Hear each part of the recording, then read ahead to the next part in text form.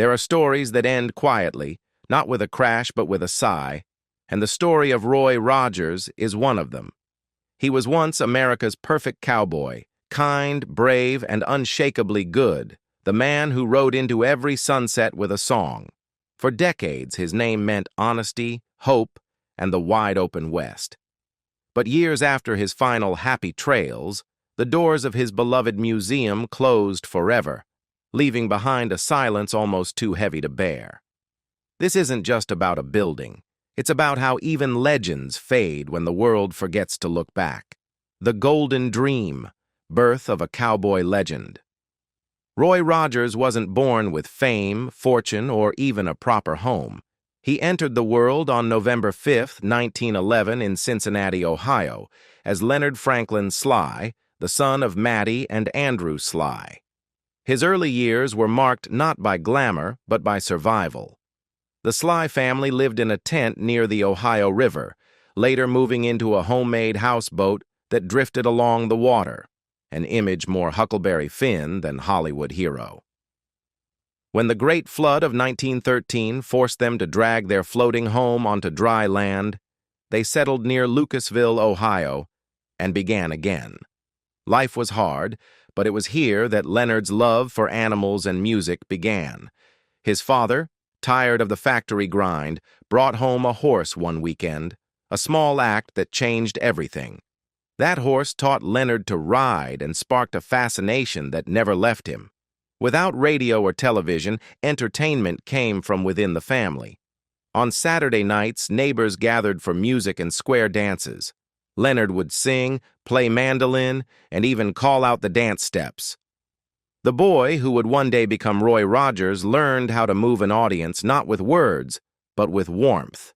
He also picked up a skill that would later make him famous: yodeling. He and his mother used it to communicate across their farm, their voices echoing through the Ohio fields. When times got tough, Leonard quit school to work beside his father at a shoe factory. It wasn't the life of a dreamer, but destiny doesn't need permission to arrive. By 1929, when the Great Depression hit, the family looked west for opportunity. They packed up their car and headed to California. At first, things didn't go as planned. The jobs were temporary, the pay was low, and sometimes the only home Leonard had was a bunk in a labor camp while picking peaches. But struggle builds character, and for Leonard Sly, California was the beginning of everything. Within a few years, he would trade factory noise for radio airwaves, and a new identity that would change his life forever. From song to screen. The rise of Roy Rogers. In the early 1930s, California was buzzing with dreams and dust. For 19-year-old Leonard Sly, the idea of standing before a microphone was terrifying, but his sister Mary insisted. She convinced him to audition for a local radio show called Midnight Frolic on KGER in Englewood. He arrived with a borrowed guitar, wearing a Western shirt Mary had sewn herself. That night, Leonard sang, strummed, and yodeled his way into a new chapter. Within days, he was invited to join a small country group called the Rocky Mountaineers. He had no idea he'd just taken the first step toward immortality. From there, Leonard moved between local bands, refining his sound and stage presence. In 1933, he teamed up with Bob Nolan and Tim Spencer to form the Pioneers Trio, a modest name for a group that would soon define Western music. When radio announcers decided they needed something grander, they became the Sons of the Pioneers, and almost overnight, their harmonies swept across America's airwaves. Songs like Tumbling Tumbleweeds and Cool Water turned them into national favorites. Leonard's smooth baritone, gentle humor, and easy charm made listeners feel like he was singing just for them. But music wasn't enough. Hollywood had started turning cowboys into stars, and studios were hungry for new faces who could sing, ride, and smile all at once. Leonard got small parts in a few low-budget westerns, billed under his real name, but his big break came in 1938 when Gene Autry, then the king of the singing cowboys, demanded a raise. Republic Pictures decided to replace him, launching a search for a cheaper, younger talent. Leonard auditioned and won. The studio gave him a new name, one that combined familiarity with heroism, Roy Rogers, inspired by the beloved humorist Will Rogers. With Underwestern Stars that same year, Roy Rogers was born, and America had a new hero. What set Roy apart wasn't swagger or gunplay, it was sincerity. He looked people in the eye, smiled like he meant it, and treated everyone with respect. In a time of hardship and war, he offered something rare, hope dressed as a cowboy. From 1939 to 1954, he was ranked among the top 10 money-making Western stars every year, claiming first place for 11 consecutive years.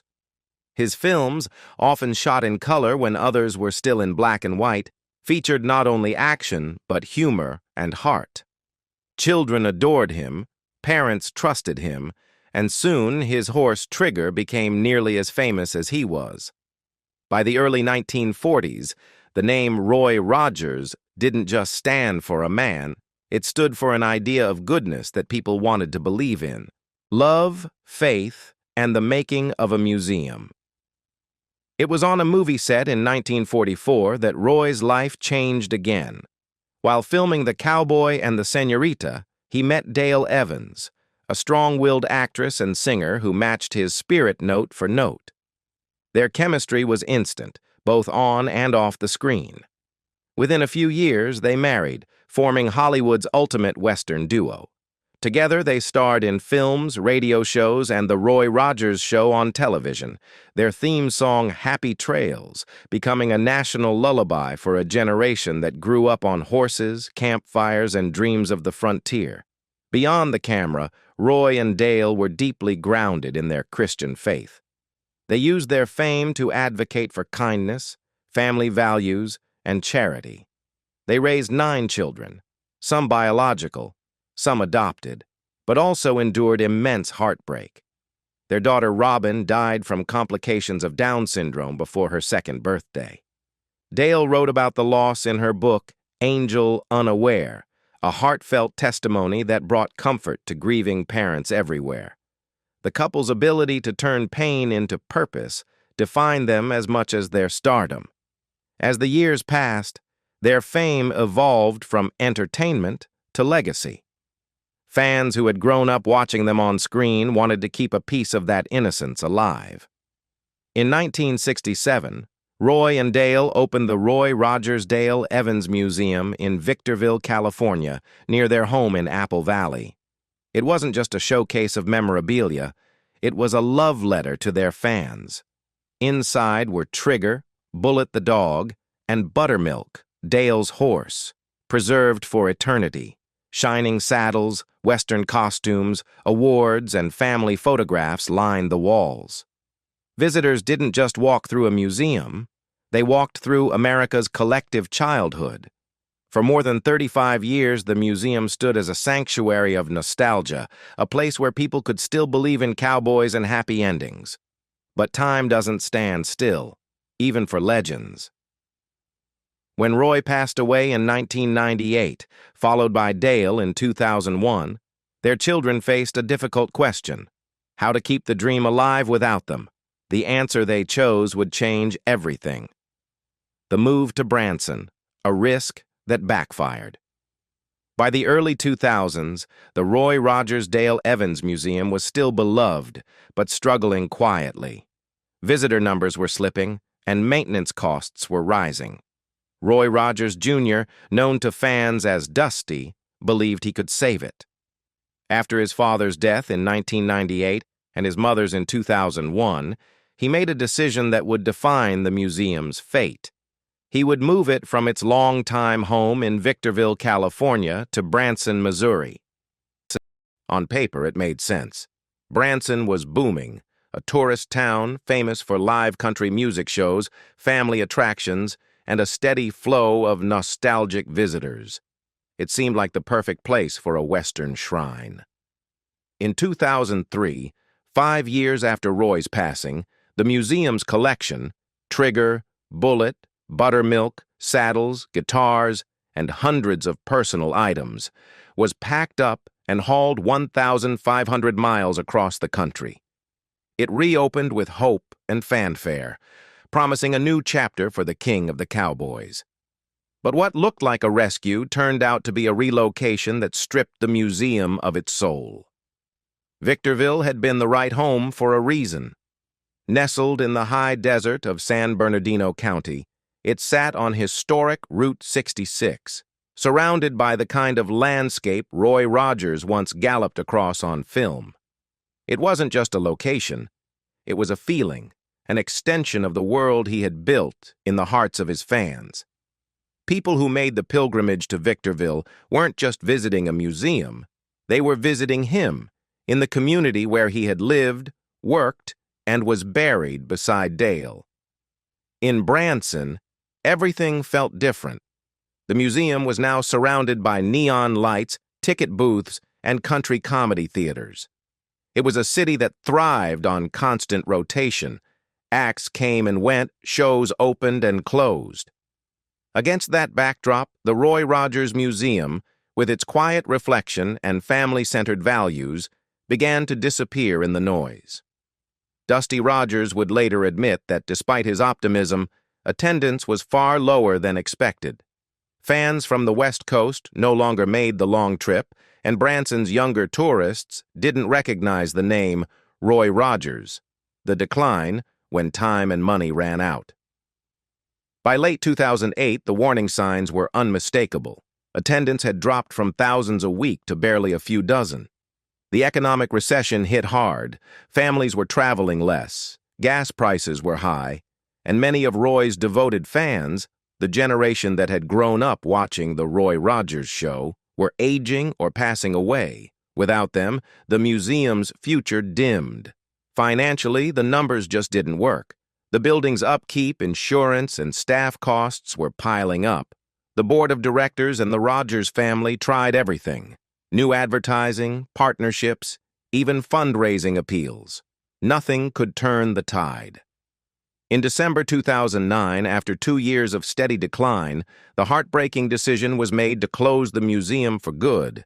It was not a business failure. It was the end of an era. Dusty Rogers released a statement that read like a eulogy. "It is very difficult to think that it will all be gone soon. This is something I never wanted to happen, but we cannot continue to accumulate debt to keep the doors open." The plan was simple but painful. If no one could buy the museum as a whole, they would have to sell its contents piece by piece.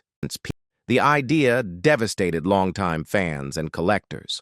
For many, the museum wasn't just an attraction, it was sacred ground. It contained not only the artifacts of Roy and Dale's lives, but also the emotional imprint of a nation's innocence. The saddles, the scripts, the handwritten letters, even the familiar white Stetson, all of it told a story of an America that believed in good guys and happy endings. Efforts were made to find a single buyer who could keep everything intact.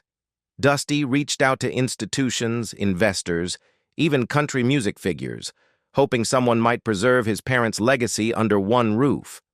No one came forward. By early 2010, the final chapter was written. The museum's entire collection would be auctioned off, with some proceeds used to pay debts and the rest going to charity. The final goodbye, the auction and legacy. In July 2010, the lights went out for the last time inside the Roy Rogers Dale Evans Museum. Every saddle was polished one final time, every hat tagged with a number. The family had tried to find one buyer for the entire collection but failed. And so, just as Roy himself had instructed, everything was sent to auction. Christie's in New York City handled the sale, promising to honor the legacy behind each item. But for fans, it felt like watching history being taken apart, one memory at a time. The auction became one of the most emotional events in Christie's history. Over 338 pieces from Roy's life went up for bid, from his first guitar to his silver-studded costumes, from Dale's handwritten notes to Trigger himself. That beloved golden palomino, Roy's faithful companion through more than 100 films, had been taxidermied decades earlier at Roy's own request. He couldn't bear to bury Trigger, saying he was part of me. When the bidding for Trigger began, the room fell silent. Then came a flurry of paddles. RFD-TV founder Patrick Gotch ultimately won, paying nearly $266,000 to keep Trigger together with Bullet, Roy's dog, under one roof. Gotch would later say he'd nearly missed the chance. A bad phone connection almost cost him the bid until he shouted, "Hit him! Hit him!" to raise the price. Other items sold for far beyond their estimates.